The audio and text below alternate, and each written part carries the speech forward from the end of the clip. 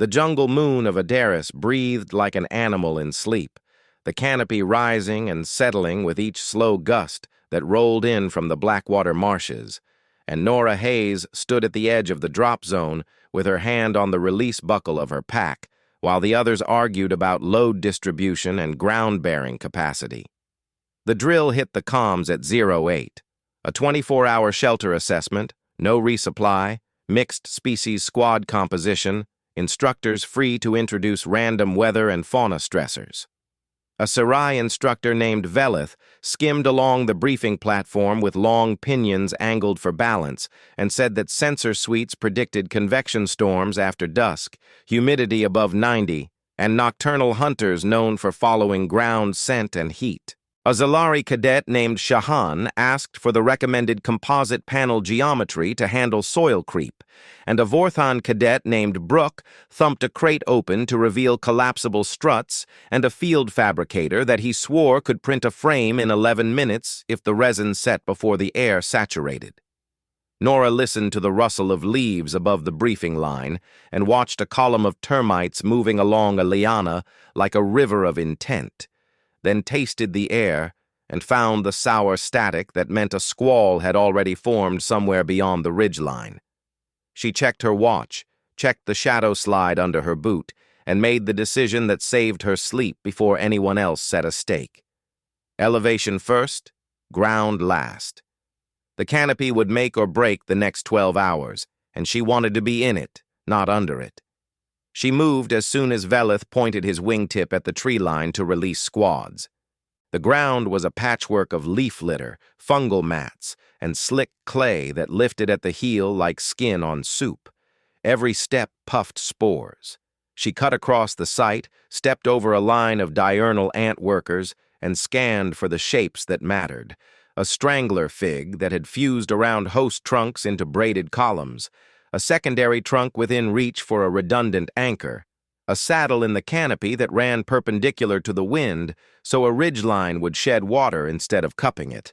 She found a strangler fig network about 20 meters from the creek bend where the air cooled, a lattice of bark so tight that her knuckles could not press into the grain. She tested a buttress root with her heel and felt the base note of something rooted deep in rock rather than mud. She looked down and saw cat-like pads pressed into the damp loam, splayed slightly at the tips where weight rolled forward, and decided the animal would circle the bank trail at night and sweep the ground with a nose. Above ground was not a preference but a survival threshold. She stripped her pack and kept only what mattered for the first phase: 30 meters of paracord, a hammock body with integrated net, 2 tree straps with stitched loops, a silnylon fly, and 4 soft shackles. She palmed the straps and moved up the trunk using a figure-8 climb and boot friction, keeping her weight close and her breath slow. Moss slicked the bark, but the strangler gave holds every half-meter. The lattice invited hands like a ladder grown by patient time. She reached the first branch that matched her chest height when she stood on the lattice and looped the first strap around the trunk, careful to seat it above a slight swelling where the cambium thickened. She cinched the strap and checked that the stitching sat flat, then dropped the tail and worked across to the secondary anchor on a sister trunk that grew at a crooked angle. A rhinoraptor chick watched her from a fork, lid blinking slow over a glossy eye, and flicked a tongue like a wet wire. But the chick held, and she smiled without showing teeth because the mother would be somewhere nearby, and she wanted peace with the branch owners tonight. She measured the span with an arm and rope, counting in silent beats, then ran her ridgeline high and level, tensioned with a trucker's hitch until the cord sang a dull note. She clipped the hammock to the straps with soft shackles, set sag to her hip, and pressed down with a knee. The fabric cradled and held without that treacherous whisper that meant a friction point would melt her line at 2 in the morning. Below, the ground team opened crates like festival booths. Brooke slammed the fabricator on a crate and hissed when the status strip flashed amber for humidity. Shahan unfolded a hex of translucent panels, his facets gleaming with broken light, and announced that the soil here was a Type B loam with a high colloid fraction, and Velith cautioned him that rainfall on a Type B loam in a convection event behaved like glass on oil. Nora eased down into the hammock, let it take her weight for a breath, then popped back up and threw the fly. She aligned the ridgeline perpendicular to the likely wind, set the drip line to run toward her left shoulder, and tied small gutters with cord to channel the constant sheet of rain that Adaris made in even the polite storms. She set the fly low because wind liked to reach under and rip modesty away, and she kept the windward edge knifed close to the ridgeline so the gusts would skip rather than scoop. She placed a water bottle at the low corner to confirm the drip line fell as planned, then fitted the net down and secured the ends without gaps where the mozzies would find her breath and write curse words on her eyelids. The others kept debating operating temps and hinge stress. A Sarai cadet named Oren, feathers damp with worry, laid out a modular ground shelter kit with an instruction scroll that unrolled into a glowing schematic, and he called out weight thresholds while he tried to convince Shahan to shift the layout 3 meters upslope to avoid pooling. Nora looked at the upper canopy again and saw the sunlight flatten, a change in color that meant the first high clouds had spread. She touched the bark and felt a cool film condense under her palm. She reached into her pocket for a small bundle of maple sugar fuel tabs and a tin cup blackened by 100 meals, then rigged a tiny smokeless stove on a branch crook behind the hammock footprint where heat would not rise into the fabric. She would not cook a feast, not with monitors nearby and an instructor known to deploy scent lures to test judgment, but she would prime a slow smudge for night to drift under the fly and do the work that netting and prayer never finished. She shaved a sliver of tab, wetted it with spit, sparked it with a ferro rod, and cupped her hand to nurse it until a ghost of blue heat licked the cup. The smell would be almost nothing, sweet and thin, cleaner than leaf fire, but mosquitoes read smoke like a stop sign. She looked at her hands and checked the tremor index that lived in knuckles and nail beds when hydration slipped, then drank a mouthful from the canteen and held it in her cheeks before swallowing.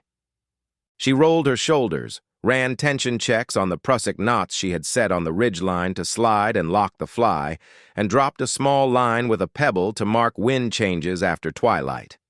Her world now consisted of a 3-point safety triangle, 2 anchors and a backup sling hung from the secondary trunk.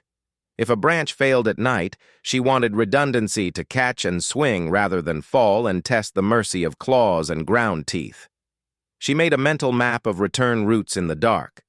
3 handholds up from the buttress route, then a leftward lean into a pocket the size of a bucket where a palm wedged well, then a brief blind reach for a knob that felt like a knuckle.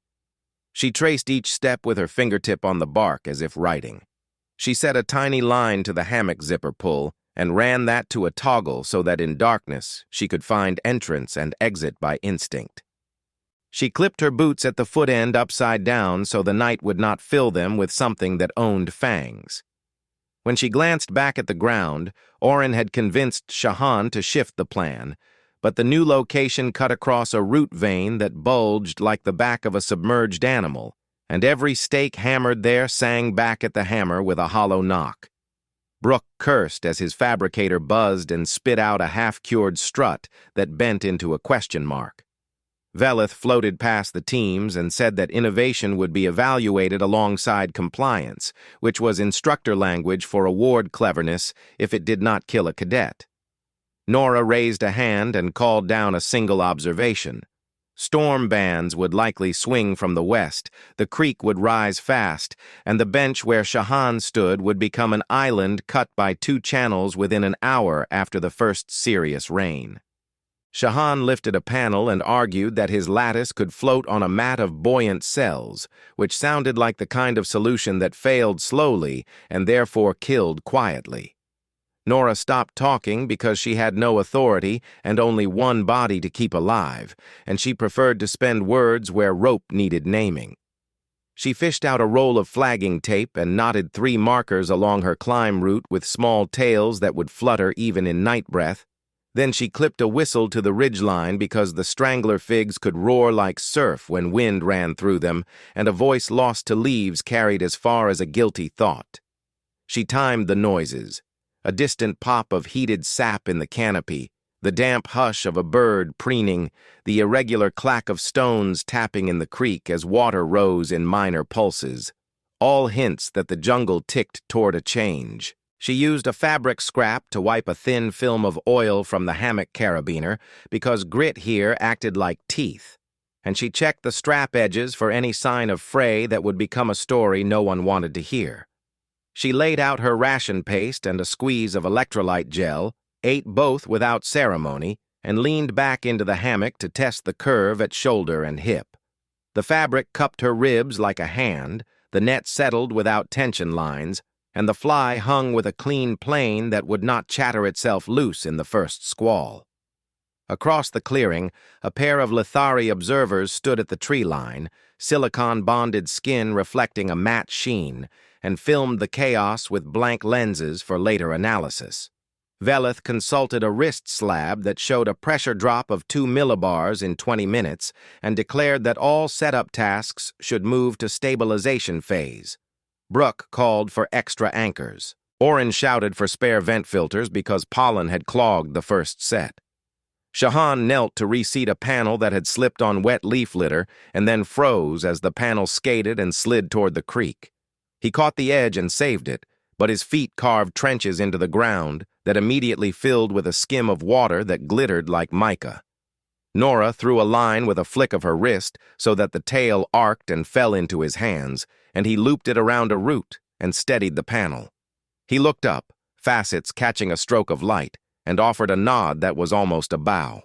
She nodded back and went back to her anchors because courtesy felt good only after safety felt certain.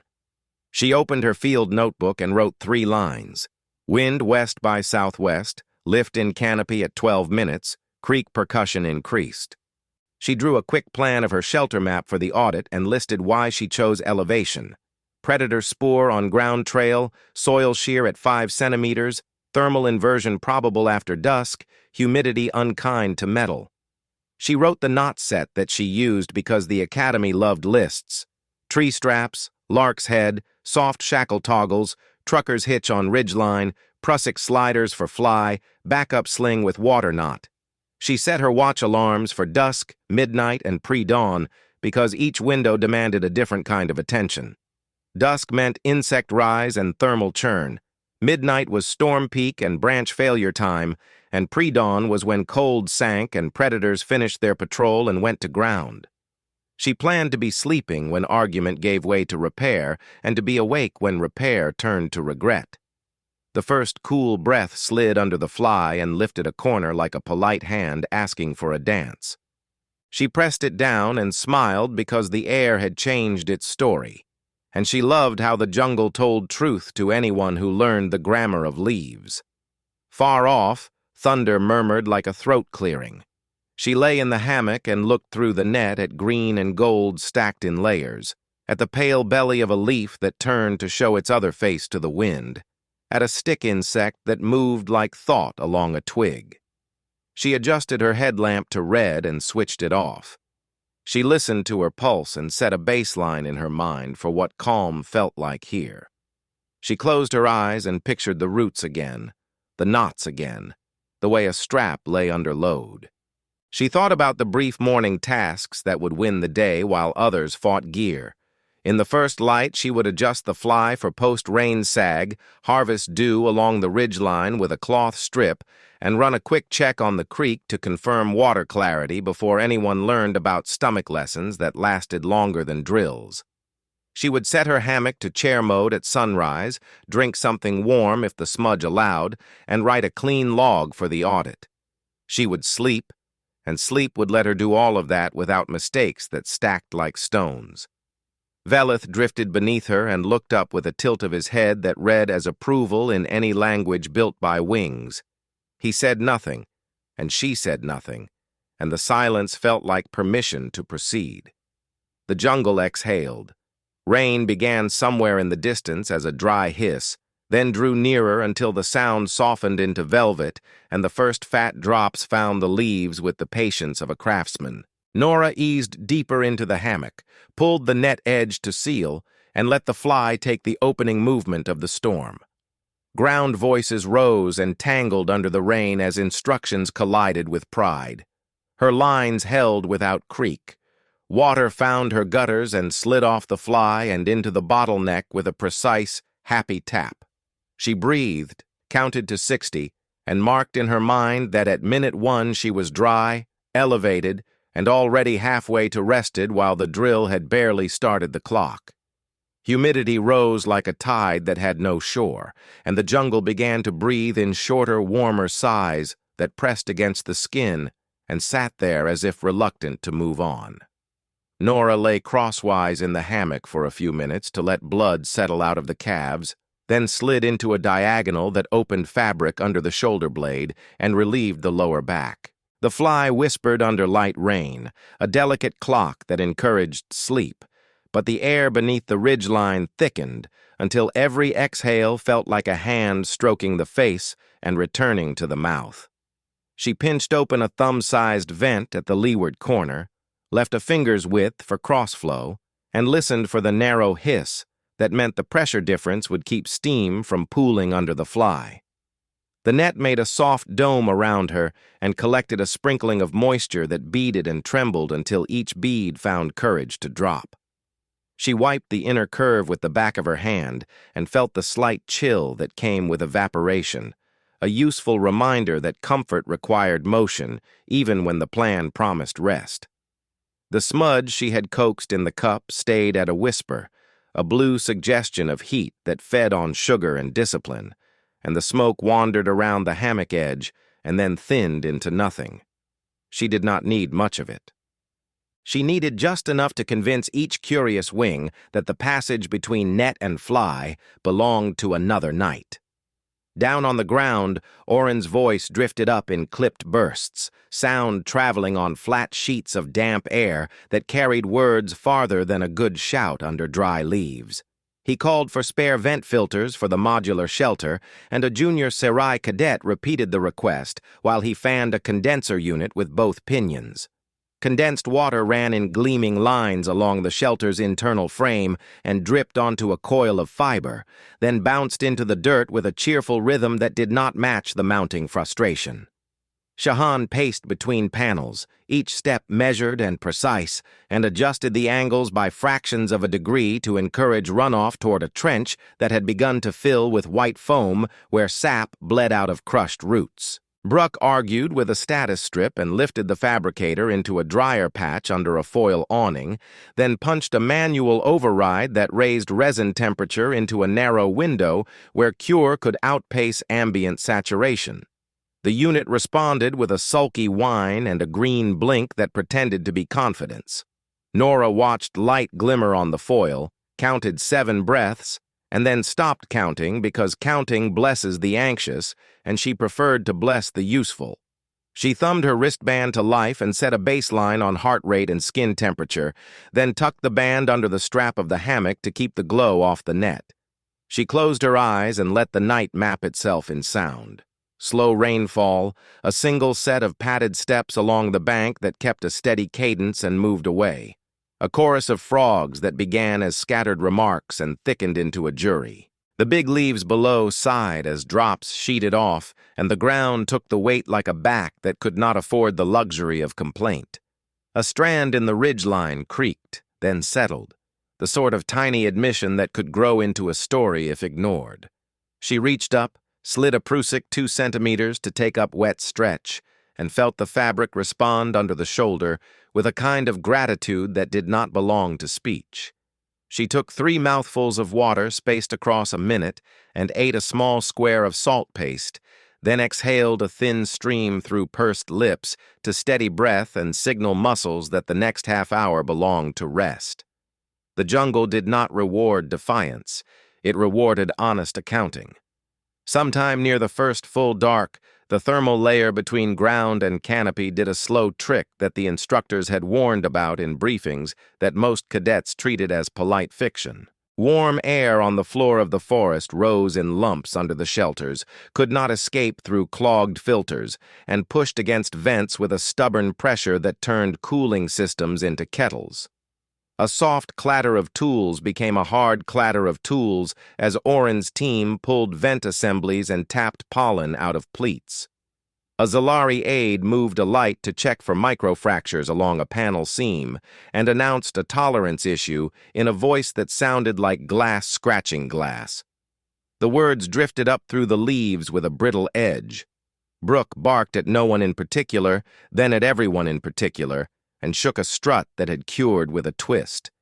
The strut looked ready to confess a sin that had not happened yet. He set it aside and started another print, jaw clenched, breath loud even under rain. Nora reached for the drip line that ran along the inside of the fly seam and pinched it to pull a slow river into the bottle she had left at the low corner. The bottle kissed the line with a light, patient tap, and in the small pride of that sound, she found the first actual smile of the evening. She let the water climb past the half mark, then capped the bottle and set a thin cloth strip to wick dew along the ridgeline for the next hour. She teased the smudge with a breath and then starved it until it returned to a thin blue curl. She shifted the hammock into chair mode, feet planted lightly on the knotted root where she had learned the pattern of grooves at dusk, and scrawled 3 lines in the notebook without turning on the headlamp. Heart rate down 15, vent flow steady, ground activity high. She did not add a line about the quiet satisfaction of being still while others ran. Satisfaction could make a person careless. Instead, she let the thought leave like a moth leaving a sleeve.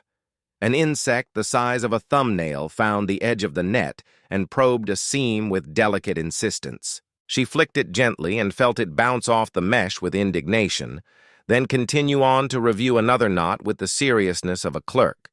A strand of hair clung to her cheek and would not detach until she pressed it to the net and slid it free.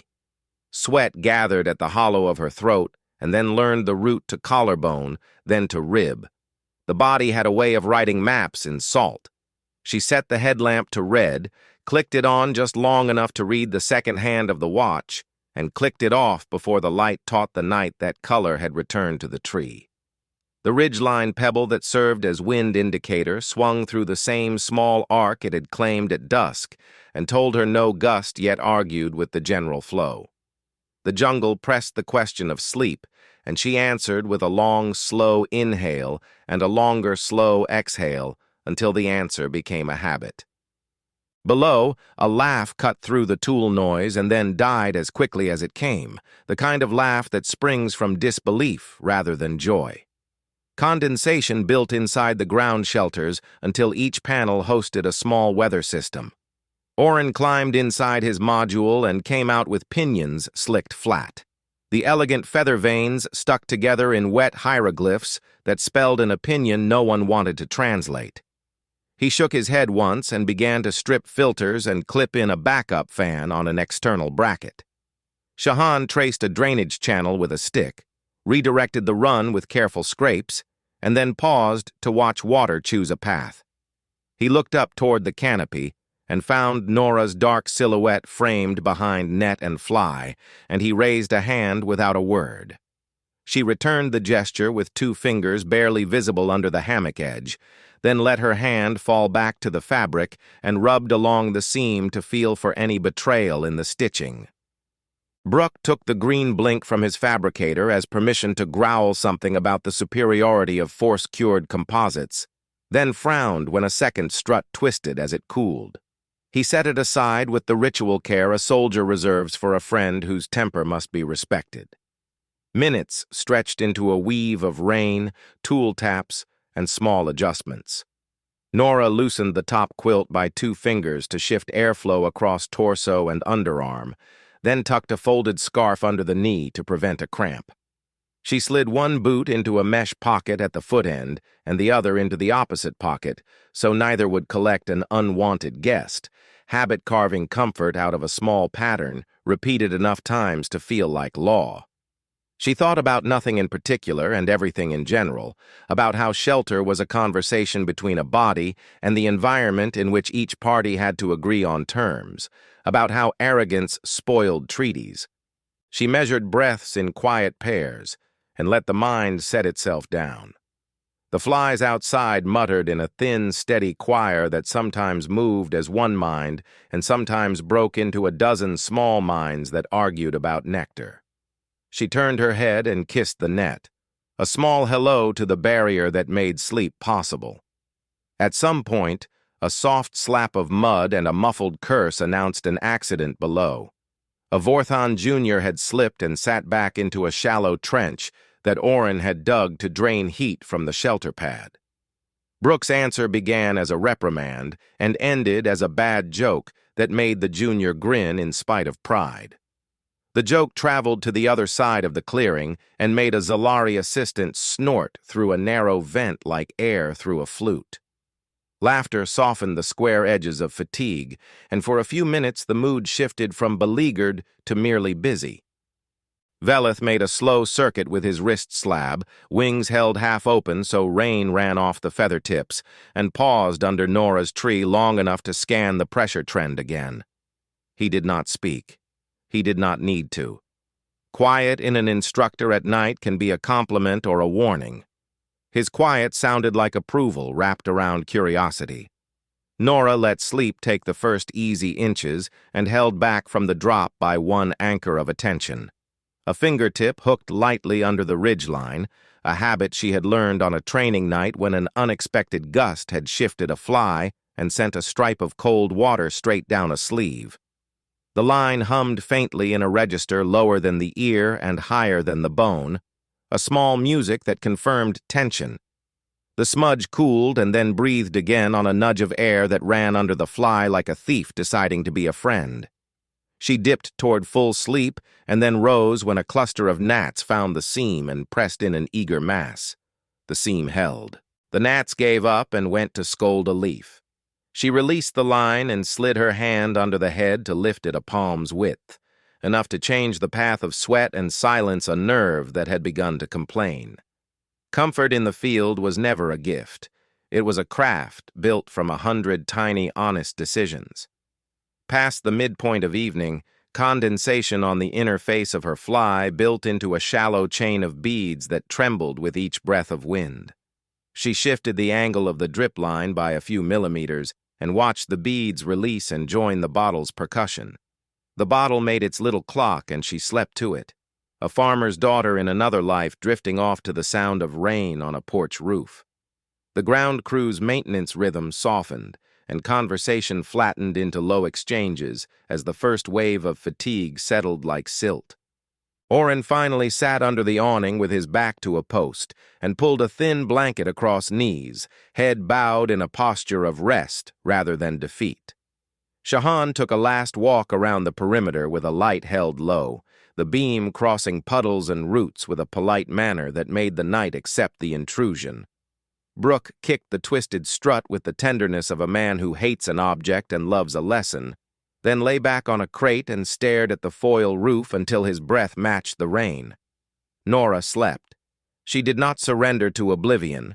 She conducted it. Sleep came in measured sets, 20 minutes, a look, 10 minutes, a look, then a straight hour in which the body remembered what it was for. Each check showed the same facts. Ridgeline firm, vent whispering, bottle filling, insects held at the net like gossip held at a gate. Heart rate stayed low, skin stayed just damp enough to cool without wasting salt, and muscles released one by one in a smooth roll that began in calves, then climbed through thighs, hips, shoulders, jaw. She dreamed the safe dream that belongs to a prepared mind, not of catastrophe averted, not of glory earned, but of walking an empty ridge at dawn with a breeze that smelled of stone. The rain slowed near midnight, and the frogs changed key. A fruit thumped somewhere beyond the creek, and a predator answered with a quiet chuff that declared ownership and satisfaction rather than hunger. The jungle accepted the declaration and went back to work. When she woke near the edge of that hour, Her first thought was not a thought at all, but a physical inventory without words. Dry, warm enough, rested, intact. She sipped, logged the interval on the wristband, and drew a finger along the inside seam where the cloth wick had drunk dew toward the bottle. The strip was wet and cool, proof that small systems had done their duty while bodies slept. She sent a look through the net to the clearing and saw Oren curled lightly under the awning, Shahan seated on a case with his shoulders against a panel, and Brooks sprawled with one arm over his eyes and the other hand still gripping the edge of the crate like a man ready to wake to a fight he did not need to have. The shelters glowed with a faint breath of warm air escaping through repaired vents. The clearing felt less like a factory and more like a small village that had remembered manners. She eased back and let dawn come when it wished, content to take another measured slice of sleep while complexity continued to demand attention below. Comfort was not an accident in this place. Comfort was an argument won with respect, and her side of that argument had been prepared before the first word rose. The drill had begun as an exam of speed and proof of concept. By the middle of the first night, it had become a study in patience and the costs of complicated promises. Her hammock held her answer, and her answer earned the one resource that no fabricator could print: quiet energy banked for the hours that would ask harder questions. The lull ended with a sound that did not belong to rain. The canopy inhaled, held that breath a heartbeat too long, and then exhaled as a single hard shove that pushed the fly into a flat plane above Nora's face. The ridgeline pebble swung wide and did not return to center. She slid one hand to the prusik on the fly tie-out and eased slack so the gust would spill rather than lift, then listened as a low roll of thunder walked along the ridge and stepped down into the clearing. The frogs fell silent.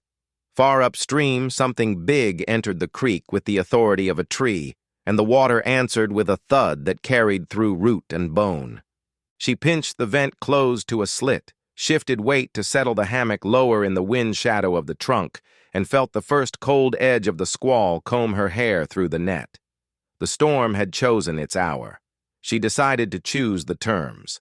A flat hiss overtook the forest, not drops but sheets, and the fly began to drum. The steady percussion of her bottle turned to a rapid rattle as the drip line accelerated into a stream. She tightened the trucker's hitch on the ridgeline until the cord sang, then braced her calves against the fabric and counted 3 gusts to measure the set.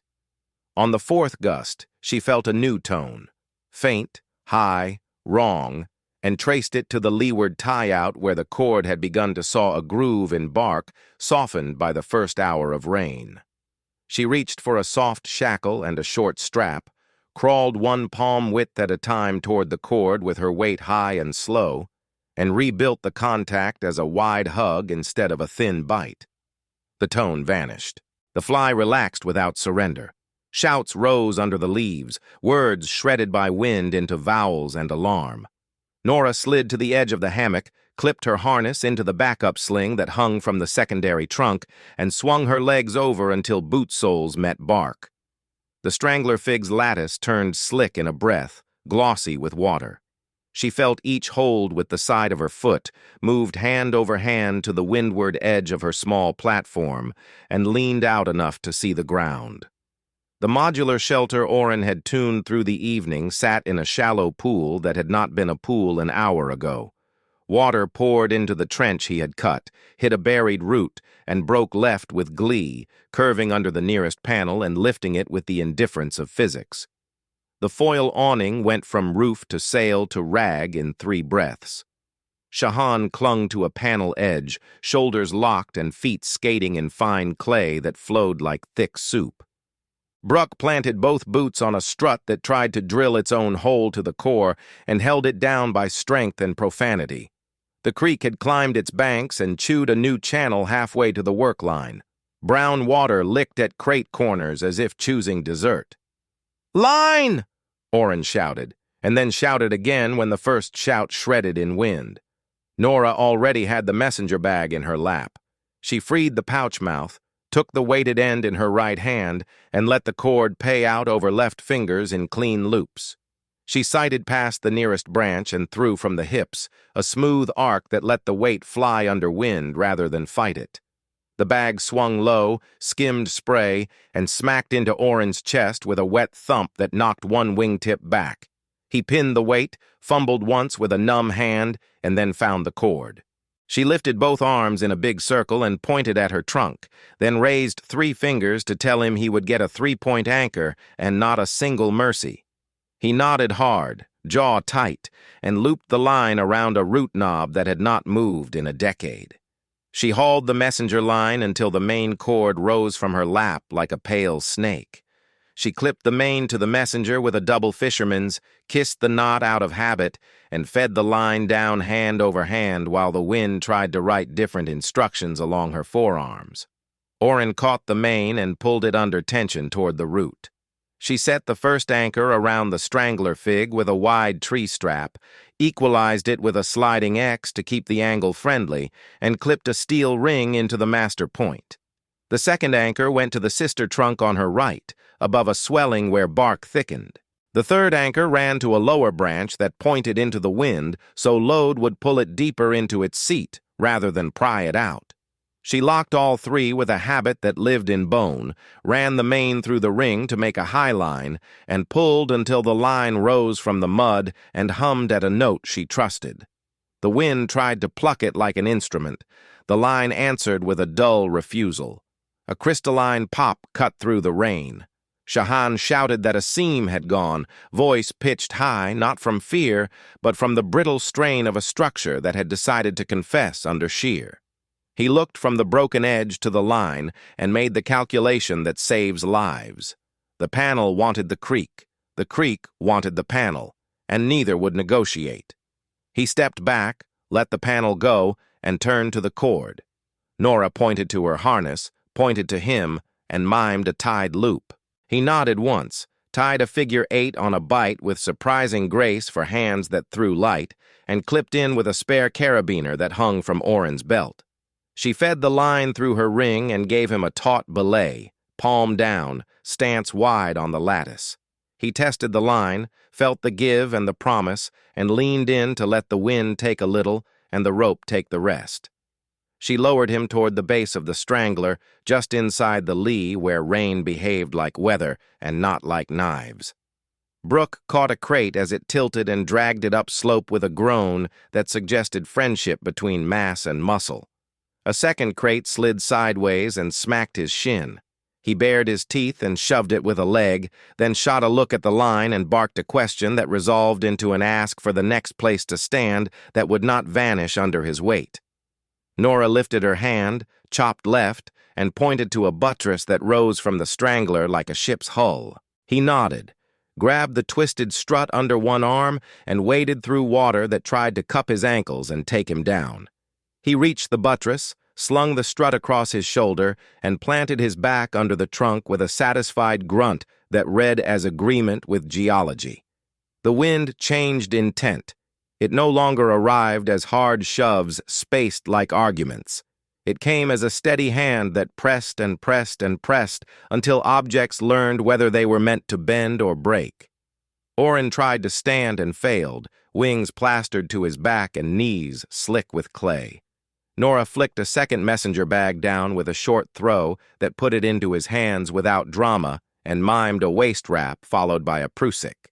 He fumbled with cord, looked up, and grimaced an apology that did not matter.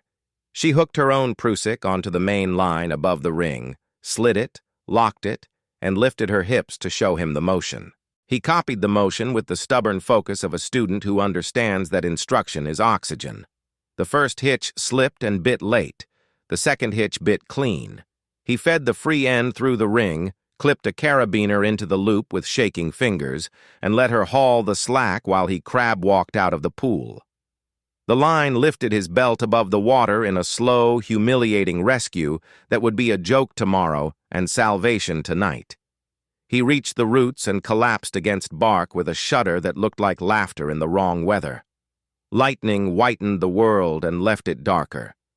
In the afterimage, Nora saw her fly as a crisp silhouette above the lattice and judged the angle again, then felt the cord with her fingertips to read stretch the way a sailor reads wind. The ridgeline had crept. She slid both Prusicks a finger's width and rebalanced the load so the fly would not pool. The smudge in the cup had died, as it should, and she accepted the sting of a few mosquitoes that had found the gap before the net settled. She wiped water from her lips with a knuckle and tasted clean bark and a little tin. Shahan reached the lee with a series of movements that belonged in a glass sculpture rather than a rainstorm. He anchored his carabiner to the trunk with a short sling and looked up to her for the next step without a word. She pointed to the sister trunk, then to a sequence of holds that would keep his weight under the line and out of the sway. He nodded, placed a foot exactly where she pointed, and moved in the deliberate cadence of a man who knows that speed is a rumor. He tucked himself under the fly's low edge and found a place to brace that avoided the ridgeline. He exhaled hard and closed his eyes for a count of 2, then opened them with a calm that made him look carved rather than born. Another seam went somewhere in the clearing, followed by a slap and a slow sucking drag as a panel surrendered to the channel. Brooke cursed in a language that had no soft consonants and then laughed because the curse sounded like a song against thunder. He shifted position to shield Oren from spray and tipped his chin up to see Nora, then lifted a thumb in a gesture that crossed species without effort. She returned the gesture, then reached back into the hammock for the spare tarp she had rolled and tucked under the foot end. She shook it once to clear the fold memory, ran a cord through the hem, and clipped it to the master point to make a simple sling seat under the lee. It would hold 2 cadets out of the water long enough to get their breath back and to strip off some of the heat that night air had stolen earlier and now returned in a hot slap under rain gear. She gestured to Oren, pointed to the sling, and then mimed butt and knees. He smiled despite grit, slid into the seat, and let his legs dangle without shame. Shahan followed with the kind of grateful sigh a professional allows when a colleague gives permission to stop pretending. The storm kept at it. It tried to grab the fly and could not. It tried to pry the anchors and could not.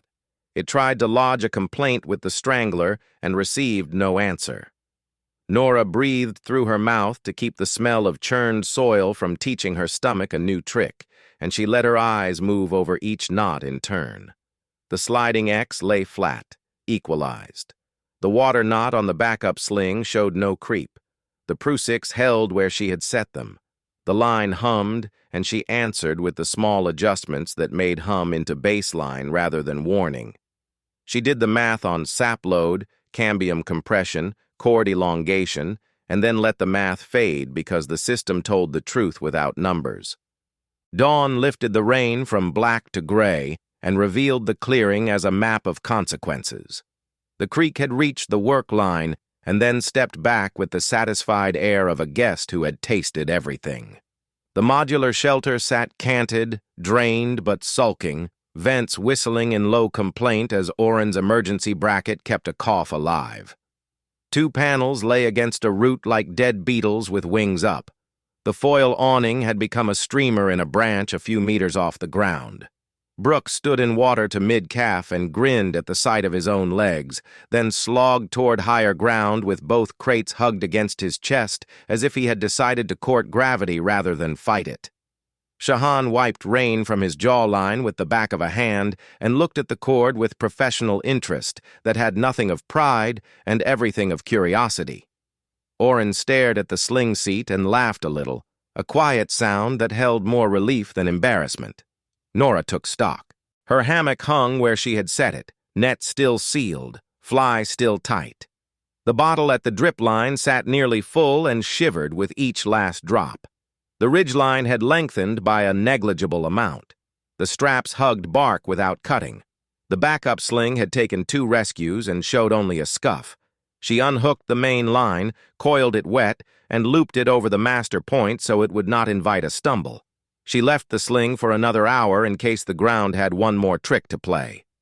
She crouched on the lattice, drained her canteen into her mouth in 3 slow swallows, and logged the interval. Heart steady, shoulders good, knees fine, hands cold but precise. She allowed herself one measured moment to feel the satisfaction of a system that had done exactly what it promised. Velith arrived under the tree with the unhurried gait of an instructor who had watched more storms than cadets had questions. He looked at the clearing, looked up at Nora, and then looked at the sling with 2 cadets in it and the line that still twanged under small gusts. He held up his wrist slab and took a picture without the flash. He did not speak until Brooke reached the buttress and set both crates down with a sigh that shook his ribcage.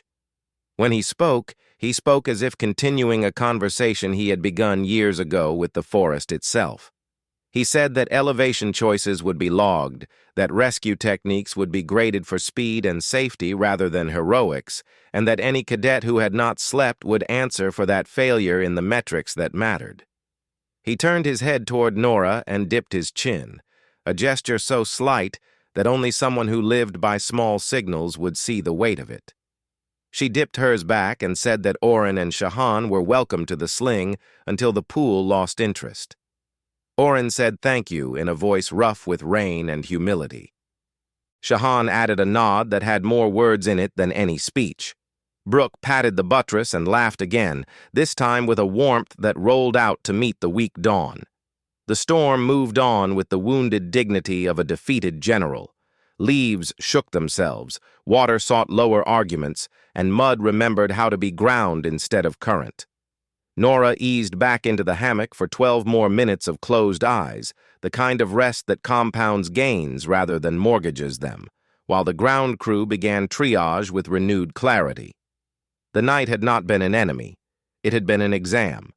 She had not aced it by defiance, but by cooperation with trees and rope and honest limits. When she stood and unhooked the sling, she did it with care, as if returning a borrowed tool to a friend. When she looked down, she did not see rivals in the clearing. She saw partners who had learned something hard at speed. The drill still had hours left, and the sun would turn the air into a thick, wet sheet, and the creek would offer new opinions by noon. None of that mattered yet. What mattered was that the elevated camp remained intact. The ground site had a plan, and the storm had been given no more than it deserved and no less. When the storm finally spent itself and moved off in ragged sheets, the jungle began to steam like a great lung exhaling into glass, and heat built in quiet layers that sat on skin and stayed there until discipline did something about it. Nora woke from her last measured slice of sleep with the kind of clear head that belongs to a plan that worked, and she slid the hammock into chair mode so she could work from a seated perch with both boots on the lattice and both hands free. The first order of the new weather was water, not the kind that roared through the creek with grit in its teeth, but the kind that could be banked without debt. She pulled a silnylon square from the pack and clipped its corners to 4 slim branches above the strangler's saddle, sloping the fabric into a shallow basin that would harvest dew as the canopy cooled and reheated in small breaths. She knotted a thin cord at the lowest point and fed the drip to the neck of a bottle fixed in a cradle so wind could not argue with the alignment. Then she lifted a dark stone slab she had scouted at dusk, a heat-sucking shelf that lay just below the fly's leeward edge, and built a solar still with a shallow cup, a clear membrane, and a pebble to weight the center. The sun was not yet fierce, but the slab had gathered more than enough warmth from the storm's friction and the trapped air to begin the slow coaxing of clean drops from damp leaf and soil. She did not plan to quench thirst with it. She planned to top up canteens and keep patience from cracking when the afternoon asked too much. Below, Oren stood under the repaired awning with both pinions half spread to air the feather veins, and he checked his cadet's eyes for the fine tremor that meant heat stress had already begun to write on nerves. He met her gaze and tapped his throat to ask about water. She held up 2 fingers for 2 bottles ready soon, and then pointed to the high-leaf gutter that ran along the strangler's spine. He nodded and sent a junior for clean containers. Shahan paced the edge of the clearing and recalculated drainage with a stick, drawing a new channel to steal the last of the pooled water into the creek's retreating mouth. He looked up to her rig, did the simple math on surface area and drop rate, and offered a small, satisfied tilt of the head that admitted a respect he had not felt before midnight. Bruck sorted crates by mass and use while he stood in mud to mid-calf and pretended he did not notice how his legs complained. He cracked a grin up at her perch and lifted a tangle of line as if asking whether rope had yet another lecture for pride. She answered with a lazy circle of her hand to promise a class in 10 minutes. The air thickened by degrees until every breath tasted of green. She shed the top quilt, rolled it tight, and clipped it under the hammock. She dug a cloth strip from a pocket, soaked it with the earliest drips from the dew sheet, and tied it around her neck so carotids would thank her later. Then she strung a narrow walkway across 3 trunks with paracord at hip height, the cord slack enough to accommodate the sway of living wood, but tight enough to give a sure handhold. She set small flagtails at intervals that would be visible even under glare, and she chose the route to mirror the branch architecture rather than fight it, because a path that disrespects a tree ends on the ground. Orin climbed with careful beats of each pinion and hooked a talon to the nearest handline, testing the give with a low noise of approval. He moved with the economy of a flyer who had learned to be a walker for the day, and he reached her perch with a breath that did not waste sound. She passed the first bottle across the gap and watched his shoulders drop in quiet relief as he drank in 4 measured swallows that cooled the center of a body already planning for the sun's argument. Shahan followed with those deliberate crystalline steps that wasted nothing, accepted the second bottle, and pressed the cool against the inside of his wrist before he drank so the Zalari heat sinks in his forearm could cheat the rules a little. Bruck refused the handline and came up the buttress route with the blunt confidence of a climber who trusts thighs and back more than rope, and he would have reached the platform if the branch he chose had not decided to report a hidden crack at the exact moment it bore his full weight. The wood coughed, split with a sound like a knuckle popping, and dropped him half a body length before the remaining fibers caught and left him hanging by both hands with his feet scrabbling for a purchase that did not exist. Mud slicked the trunk. The branch groaned again. He glanced up once, not in panic, but in a fast calculus that admitted 2 facts. A fall would hurt enough to end the drill, and a pull-up on a braking lever would finish the break. Nora already had her hand on the ridgeline. She unclipped the fly-side Prusix in 2 movements that belonged to muscle memory rather than thought, popped the trucker's hitch to free the main line, and paid out slack while she kept the fly itself pinned to the straps with a short backup. The hammock body could wait for 30 seconds. A rib cage could not. She hauled the freed ridgeline through the master ring of her rescue anchor, tied a munter on a locking carabiner, and called Bruck's name once with a sharp syllable that cut through the creaking wood and the buzz of heat. He answered with a grunt that meant yes, and she threw the standing end of the line down in a clean loop that smacked his shoulder. He caught, wrapped the waist twice in a low hip belay the way she had shown him at a different hour, and clipped the bite into his harness ring. She leaned back against the strangler's spine, set both boots flat, and fed the munter with hands that knew friction the way a potter knows clay. The branch sighed and tried to give up. The load came onto the line as if poured. She took it, inch by inch, hips dropping into the belay until her stance and the tree's mass made a single honest promise. Bruck let his legs dangle and then set a foot flat against the trunk to turn his body into a pendulum that swung toward the buttress curve rather than into open air. She lowered him in controlled pulses while he walked down the bark face and then found solid root. When his boots kissed the buttress, he let out a breath that finally admitted humor back into the day, and he thumped the trunk with his fist like a man paying for a favor he would not forget. She kept the line live until his weight was fully on the root, then walked the munter off and coiled the ridgeline back into duty. The fly asked for attention with a polite flap, and she retensioned it with 3 small corrections that ended in the sweet, dull note that had sung her to sleep earlier. The rescue stole 2 minutes and cost nothing the camp could not afford. It bought more than time. Orin watched the lower, shook water from a wingtip, and announced in his clipped briefing voice that all vertical work would now be done on the canopy route with harnesses or under belay. No one argued.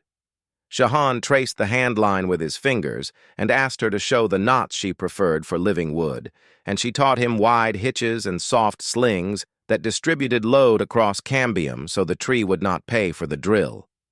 Brooke grinned at the ridgeline and admitted that a piece of cord had just outperformed a body built for hauling crates, and he assigned a junior to mirror her anchor geometry on the opposite side of the clearing so the canopy could be crossed without a bottleneck.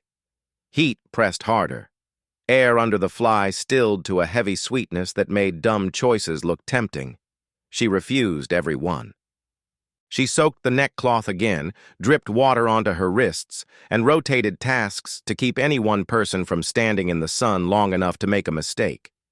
She sent Oren to the shade every 15 minutes and forced him to sit for 5 even when pride told him to supervise on his feet.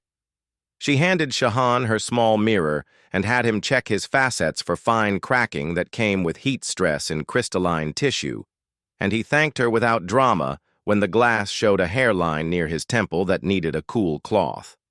She had Brooke carry a crate at half speed and then drink at full discipline. No one needed a lecture. Everyone needed a pattern to follow until habit could carry the afternoon.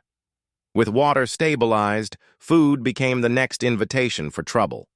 The jungle had a way of placing its nose exactly where a ration sachet tried to hide, and the night would pull scavengers along scent lines like wire. She selected a branch that grew over a clean drop, clipped a small weight to the line, and threw a PCT-style hang that lifted a food bag far enough from bark to deny claws and far enough from the fly to deny sweat.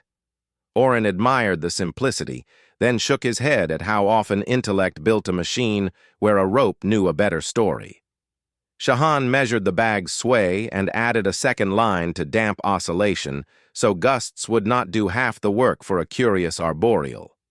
Brooke tied a bright tag to the tail and joked that finding breakfast in the dark required more than good intentions. The canopy root matured by the hour. She added a second hand line parallel to the first, at a short reach for different heights, and she set 2 short ascenders where the trunks narrowed to invite safe passes. She taught a quick clip-in to every cadet who came up for the view, and she made each one demonstrate the move twice in calm before heat or rain could ask for it in anger. Laughter began to return in small, honest patches, not the brittle relief that had cracked out at midnight, but the steady sound of professionals building an answer together. Oren took a patrol along the new path and came back with a count of nests and a note about a vine that tried to masquerade as a handhold. Shahan updated the drainage map and signed off on the new trench as a solution that would outlast the drill. Brooke stood on the buttress and conducted a very formal apology to the tree in a gravel voice that made even the strangler sound amused. The sun climbed, then remembered mercy, and slid behind a slow raft of cloud. The still breathed. The dew sheet gave the last of its patience into the bottle and slackened. The creek, chastened, spoke in a lower register as it settled back into a bed that had learned about ambition. She checked metrics on her wristband and logged the numbers without drama. Hydration good, core steady, recovery strong. Then she did the quiet work leadership always demands and almost never advertises. She handed tasks to the right hands at the right time, and she refused to let one species own one problem because the drill existed to break habits, not bones. When a junior Sarai froze on the hand line with the frightened stiffness of a person who had just learned that heights had opinions, she talked her across in a voice that used weather rather than orders, and she kept that voice steady until both feet were on a broad branch and both hands were wrapped around bark that forgave the hesitation.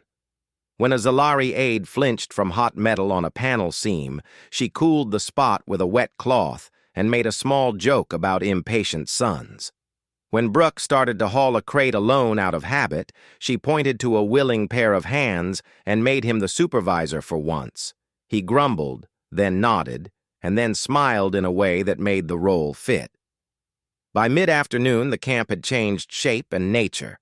The ground site no longer pretended to be a fort. It accepted being a workshop in the lee of trees. The canopy no longer acted as a personal refuge. It had become a thoroughfare with rules. Food no longer lived at knee height. It dangled above ambition on a clean line. Water no longer depended on luck. It arrived by slow systems that did not care about pride. Most important, the unit no longer divided along the fault lines of origin or training. Oren watched Shahan check a knot and nodded. Shahan watched Brooke test a hand line and nodded. Brooke watched her retention the fly and nodded. Respect did not arrive in a speech. It arrived in the absence of complaint. When Velith returned in the slant light with a slate under one wing and a look that asked whether the day had been spent wisely, she did not answer with a summary. She gestured to the line, to the still, to the cache, to the cadets moving with calm in a place that had started the cycle with panic, and she let the system speak. He wrote 2 lines on his slate and tucked it away. He said that patrols at dusk would run the canopy route first, then the ground in pairs, and he assigned her the lead without argument. She accepted with a small nod and asked for 10 minutes to recheck anchors before the light shifted again. He agreed without condition. The jungle inhaled for evening. Heat bled into shadow. The hand lines sighed and held. She tightened a knot that had crept a hair's breadth, drank, and allowed herself one short look at the clearing that had learned a new language in a single day. The drill had turned, not by luck and not by noise, but by small, repeatable choices that any species could own once shown. The night ahead would have its own opinions, but the team now had a grammar for answering back. Dusk gathered in thin violet layers that slipped between leaves and settled on skin like a cool hand. And Nora walked the canopy route with the calm that comes from a system that had been checked twice and then checked again. She clipped into the first hand line without looking, because hands that had practiced all day did not need eyes for simple honesty, and she waved Oren forward with 2 fingers so he would sweep the route with a flyer's field of view. He moved along the parallel line, pinions close to body to avoid brush, and paused to tap a vine that mimicked bark so well that a tired cadet could mistake it for a hold. She tied a bright flag a handspan above the deception and logged the marker in her notebook with the quick strokes of a clerk who understood that memory always lies a little after dark. Shahan followed with a coil of cord over one shoulder and a small brush in his hand. He cleaned grit from the Prusik grooves with a patience that made the knots look new again, then reset stop knots at the ends of each line so a stumble would cost pride rather than bone. Brooke brought up the rear like a moving wall with a toolbox strapped across his chest, and he tested each anchor with a shoulder bump that felt like a kind of thanks to the tree and a warning to complacency. The patrol reached the saddle above the creek and watched brown water roll with the heavy modesty of a river that had finished shouting. Nora pointed to 3 perches that offered crossfire for the eyes rather than weapons, and she assigned the dusk watch in a cadence that matched the uneven breath of the forest. Oren took the downwind post where scent carried secrets long before sound admitted them. Shahan chose the high crook that gave a clean view of the ground lane through a screen of leaves that blurred motion into useful signal. Brooke sat above the buttress root with both feet braced and the toolbox open, ready to fix whatever chose that hour to confess. Nora moved along the walkway to a small platform she had laid with interlaced branches and a strip of fabric for comfort, and she set the first dew sheet for the night run because the air would cool again after the day's arrogance, and water would appear like a quiet apology on every skin it could find. The first ground pair stepped off at the same moment that a long-billed nightbird cut a black line across the low sky. 2 juniors walked with methodical care along the edge of the workshop zone, heads low, lights off, feet placed as if each foot had a question for the earth. Nora shadowed the pair from the canopy for 20 meters, then let them pass into Oren's watch so she could drop to a lower branch where a fine mist began to rise. Heat was not gone. It had simply changed its manners. She pulled a cloth strip from a pocket, soaked it in the first clean drips from the dew sheet, and pressed it to the inside of each wrist to cheat the blood into a cooler mood. The second pair took the lane along the creek, brook level heavy and sure, and she watched them with half her attention, while the other half listened for the small noises that mean trouble is gathering dignity in the dark. When the third pair moved, a short curse and a wet slap cut the quiet. A junior Sarai had stepped on a patch of algae and skidded down a shallow slope into a puddle that had not existed at noon. The fall stopped with embarrassment rather than harm, but panic began to rise in the breath that followed panic. Nora did not call. She whistled a two-note pattern that meant freeze and look for the hand line, and the pattern reached Oren first. He answered with the same two notes in a lower register that sounded like reassurance translated into music. The junior found the chord with a tentative reach, clipped in, and let the line do the work that legs could not manage on slick clay. The moment passed without a story, which was the best kind of moment in the field. Night finished arriving. The canopy cooled. The fly on Nora's shelter settled into a heavy sigh that foretold a small sag by midnight, and she made a note to shift a Prusik 2 fingers after the next watch change. She ate a measured ration of paste and a sliver of salt like a ritual rather than a meal, and she chose the timing for the patrol rotation so that no one stayed long enough in one posture to make a small pain grow into a big lie. Shahan took the center route on the second circuit and paused above a narrow gap where insects gathered in a glittering tongue of air that moved independent of wind. He marked the gap with a strip of cloth, so a tired mind would not confuse shimmer for safety. Brooke descended to the workshop to supervise a panel adjustment under lamplight and came back up with a roll of clean cloth tucked in a pocket, a quiet admission that first aid belongs in every hand, not only in the hand that gets paid to care. Oren logged 6 sets of ground prints along the bank and sketched the toe splay of a large predator that had passed at dawn and not returned since. He spoke the sketch aloud so the juniors on ground could picture the stride and the likely path without the burden of imagination. The hours between last light and first dew are the ones that pull mistakes from any team, and she treated those hours as a machine that needed oil at known intervals. She ordered water at the quarter mark, then ordered quiet at the half, then ordered a round of flex and breath at the 3/4, not because a body forgets to drink or stretch, but because a mind forgets to ask. When a Zalari aide stifled a yawn with the tired shame of a cadet who believes that need equals failure, she sent him to the sling for 7 minutes of eyes-closed breathing, and she stood his post herself with a stone in her palm to keep attention in the hand rather than in the drift of thought. He returned clear-eyed and grateful, and he did not apologize, which meant he understood the rule now. Rest is a tactic. A field evaluation that punishes rest teaches an army to die on time.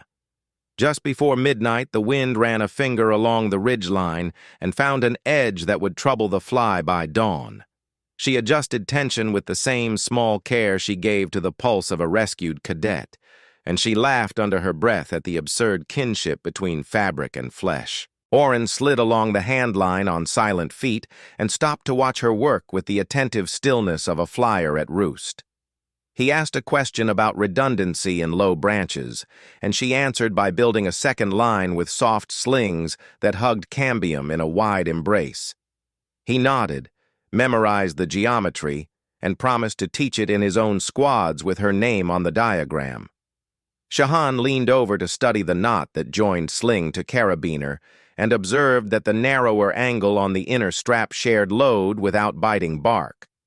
He drew the shape on his slate with a stylus that flashed faint against crystal skin, and he smiled in that quiet, exact way that meant an idea had completed a circuit between minds.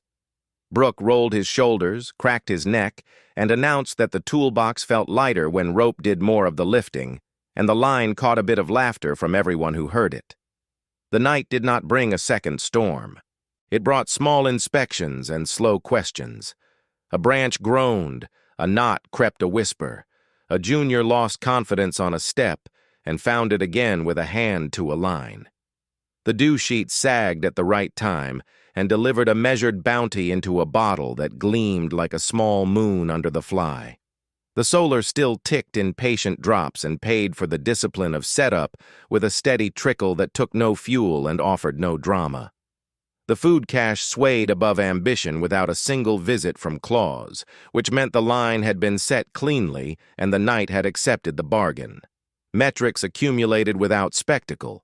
Heart rates stayed within the band that meant steady work rather than heroic, wasteful spikes. Core temperatures rose and fell in healthy arcs that matched task and rest. The incident log recorded minor slips and 0 injuries. The equipment ledger showed a broken seam at midnight on a ground panel that now lay retired under a tarp and a twisted strut that had been given a dignified demotion to tent peg duty.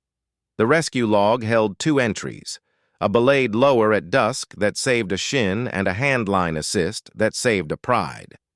She wrote those entries in a hand that neither boasted nor minimized. Pre-dawn arrived in gray slices that separated the forest into layers of near and far, and a coolness ran over the skin like a promise that morning would be kind. She called the last rotation, brought the patrol home along the canopy, and stood at the saddle with Oren, Shahan, and Brooke, while the clearing below shrugged off night. Each of them looked different in that light. Oren had the sharp calm of a flyer who had looked for trouble and found only work. Shahan had the quiet glow of a craftsman whose hands had put order where chance had tried to write a lesson in chaos. Brooke had the loose shoulders of a strong man who had spent strength slowly and found that slow felt like power rather than restraint. She looked up through the leaves at a slice of pale sky and felt the simple animal gratitude of a body that had been given a plan and had rewarded the plan with compliance. 08 arrived with the instructor's slate and the ritual of the audit. Veleth walked the ground first, not because ground deserved honor over canopy, but because the ground had asked for arguments all night and he wanted to hear the answers while the air still held evidence.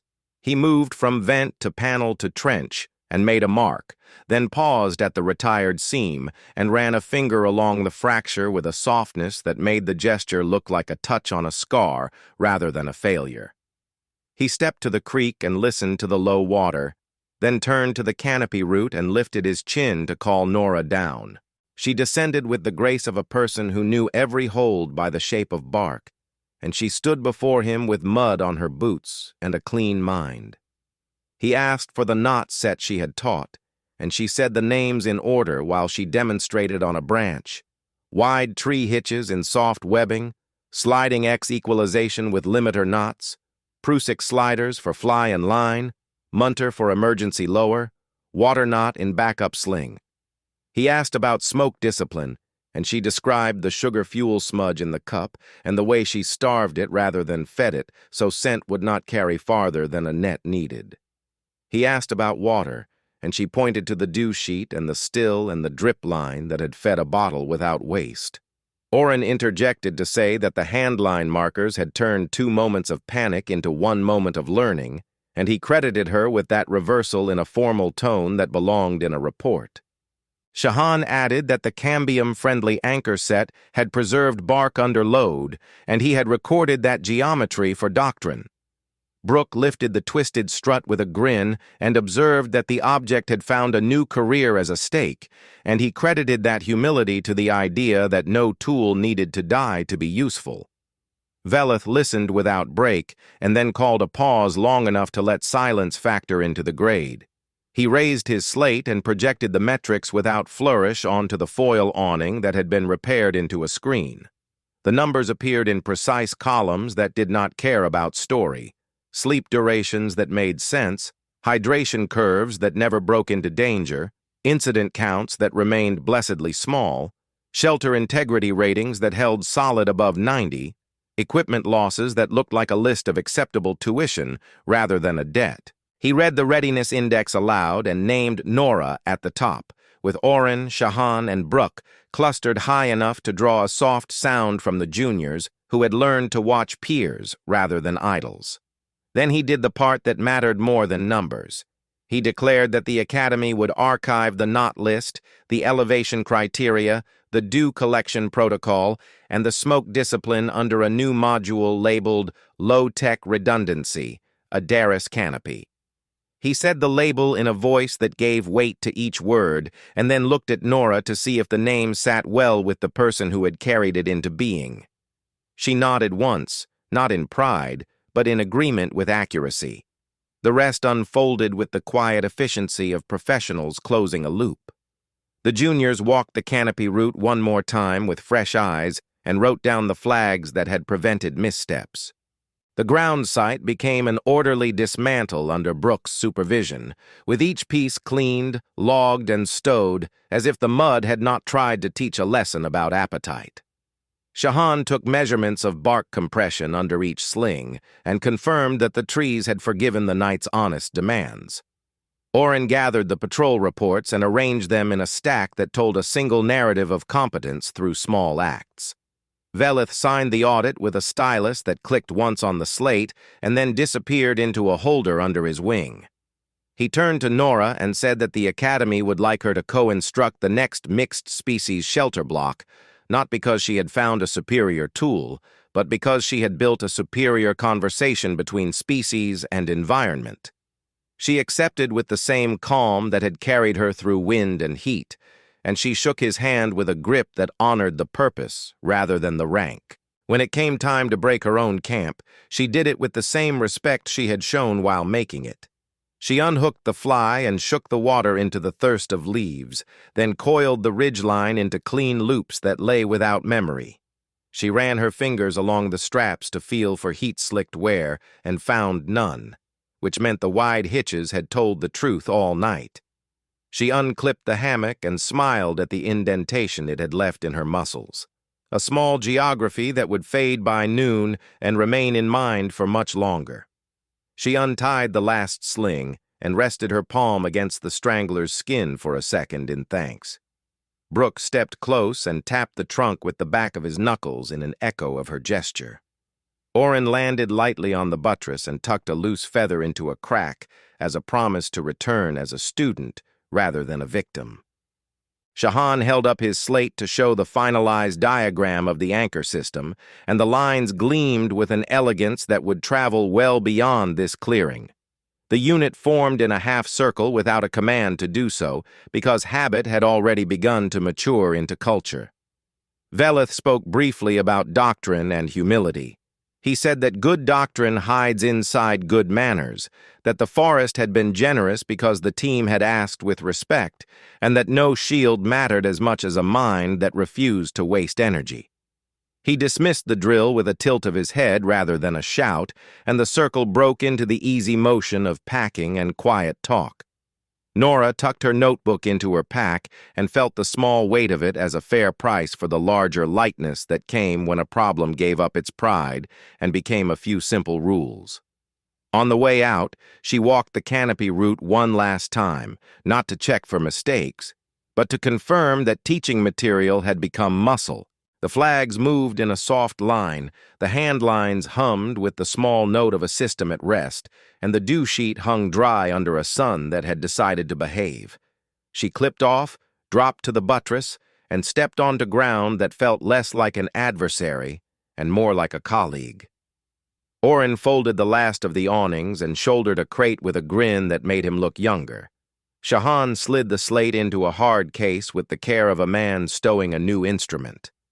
Brooke lifted the toolbox, grimaced at a bruise that would heal by supper, and laughed at the bruise as if it were a friend who told the truth too loudly. The jungle watched the team leave without malice or favor. The creek resumed its patient argument with stone. The strangler stood with the indifferent poise of a cathedral that does not care who prays so long as the prayer is honest. Nora walked at an even pace with the pack riding high and the ropes coiled tight, and she did not look back until the path forced a turn. When she did look, she saw nothing heroic and everything correct. Clean anchors, quiet lines, no trash, no damage, and a space that could forget the team without suffering for the memory. The drill had asked for endurance and judgment. She had given both in the currency that always spends. Small choices made early, reinforced often, shared freely. The Academy would teach those choices now, not because a human had won an argument, but because a mixed unit had learned to hear the same language spoken by wind, water, and wood. That was enough.